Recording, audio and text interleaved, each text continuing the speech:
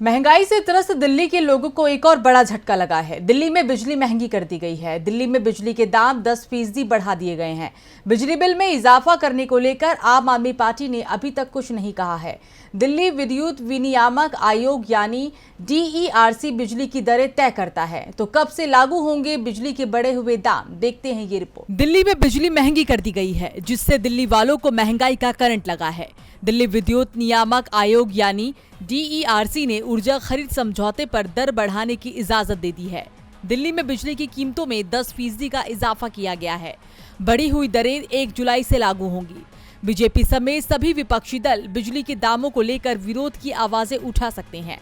DERC बिजली की दरें तय करता है। रिलायंस एनर्जी की कंपनी बॉम्बे सब अर्बन इलेक्ट्रॉनिक सप्लाई यानी BSES ने दिल्ली में बिजली की खरीद को लेकर दिल्ली में बिजली की कीमतों पर निगरानी रखने वाली DERC के सामने अर्जी लगाई थी। दिल्ली बिजली आयोग ने BSES की अर्जी को मंजूरी देते हुए पावर परचेज एग्रीमेंट के आधार पर दर बढ़ाने की इजाजत दे दी है। हालांकि इस पर आखिरी फैसला दिल्ली सरकार को लेना है कि ये बिजली की बढ़ी हुई कीमतें उपभोक्ता के बिल में शामिल होंगी या नहीं। इससे पहले भी जब पावर परचेज एग्रीमेंट की दर बढ़ी थी तो दिल्ली सरकार ने इसका खर्च बिजली कंपनियों को खुद ही उठाने को कहा था और लोगों के बिलों में कोई अंतर नहीं आया। दिल्ली सरकार ने 23 जून को ही एक नई टैरिफ को मंजूरी दे दी है, जिसके बाद दिन में बिजली की कीमतें मौजूदा दर से 20% तक कम होगी।